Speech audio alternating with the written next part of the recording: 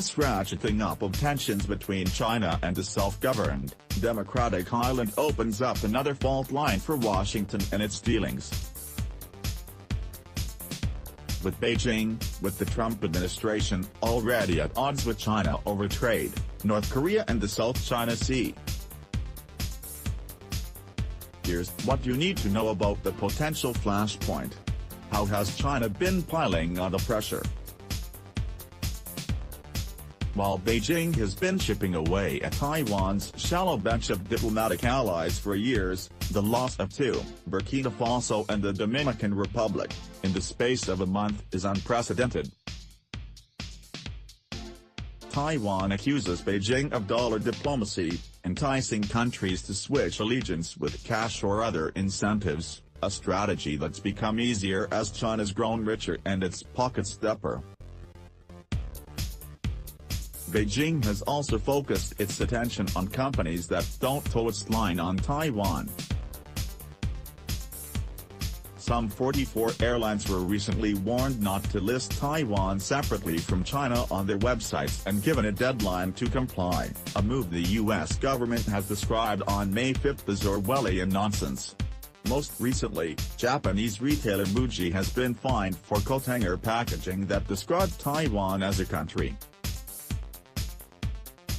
China has also prevented Taiwan from attending, even as an observer, the annual meeting of the World Health Organization's decision-making body for 2 consecutive years, a move that excludes the island's 23 million people from information that helps prevent outbreak of global diseases. No target is too small. In the small Australian town of Rockhampton, tiny fish-shaped Taiwan flags featured on a children's art project displayed in public were painted over, reportedly at the behest of Beijing. What's China's goal? China and Taiwan, officially the People's Republic of China and the Republic of China, respectively, separated in 1949 following the communist victory in a civil war that saw the nationalists flee to the island.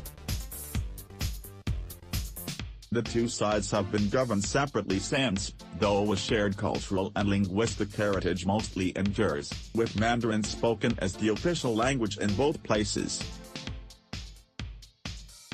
Bringing Taiwan back to the fold has eluded China's communist leaders for nearly 7 decades and would be a huge achievement for President Xi Jinping, who now has the option to rule for life. Chong Pen-lin, a former deputy defense minister in Taiwan, said he believes reunification is still a long-term goal for Xi. For now, he says, Beijing is focused on deterring Taiwan from making a declaration of independence, something that would be a huge embarrassment for Xi. Beijing is skillful at applying psychological pressure on Taiwan, he says. President Tsai Ing-wen's Democratic Progressive Party has traditionally leaned in favor of formal independence from China, compared to Taiwan's other main political party, the Kuomintang, as the nationalists are known locally. Although Tsai has been very prudent since being elected in 2016 and trying to restrain the more radical wing of her party, says Lin, Beijing may feel that she will look to appeal to her base as midterm elections near. However, it's not just about the stick for Beijing. China has also been encouraging integration. In February, China's Taiwan Affairs Officer revealed 31 new measures to promote exchange and cooperate with Taipei, many of which make it easier for those from Taiwan to work, do business and study in mainland China, including teachers and doctors. How does the U.S. fit in? Despite their unofficial nature, Taiwan's ties with the U.S., which provides arms to the island under the Taiwan Relations Act, appear strong.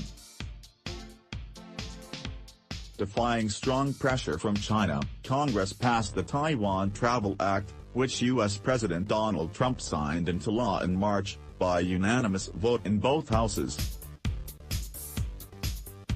It aims to make it easier for U.S. officials to visit the island and Taiwan officials to visit the U.S.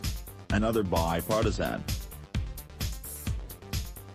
bill aimed at ensuring Taiwan's space in the world stage isn't diminished further was launched on Friday by Republican Senator Cora Gardner and Democratic Senator Edward Markey. This bipartisan legislation will help ensure that major international organizations do not turn a blind eye to our ally Taiwan simply because of China's bullying tactics, the senators said. And when the Trump administration opens the new American Institute in Taiwan, as the unofficial embassy is called, on June 12, it's possible that high-ranking members of the Trump administration will attend.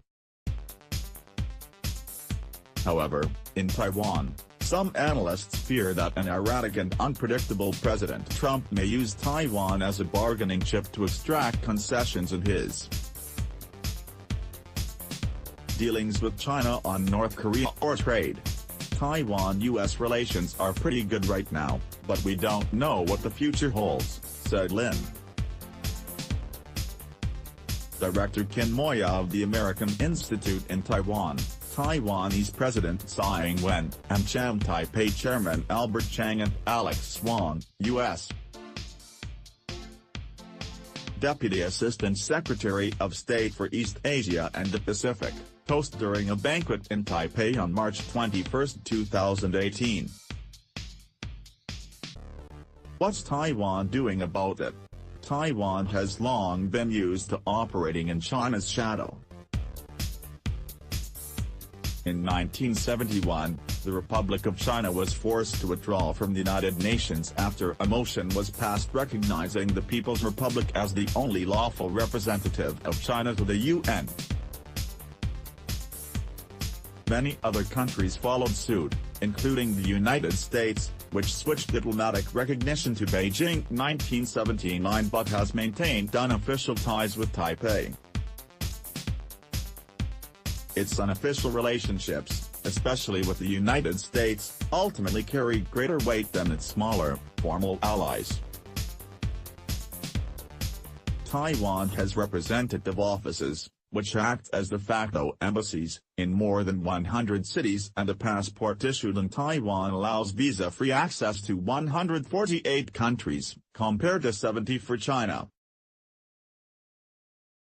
Many people in Taiwan barely bat an eyelid when a diplomatic ally is lost, seeing the money the government spends on maintaining and cultivating these small countries as a waste.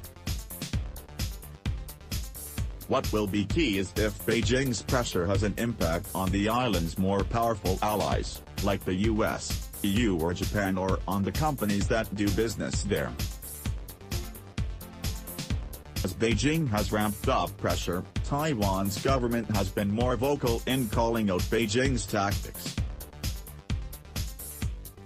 It has publicly criticized some companies who have bowed to Beijing's pressure. And Tsai warned of a red line in a statement issued last week in the wake of Burkina Faso's decision to ditch Taiwan. China's efforts to undermine our national sovereignty are already challenging Taiwan society's bottom line. This we will no longer tolerate, said President Tsai. We will simply redouble our resolve and continue to engage with the world,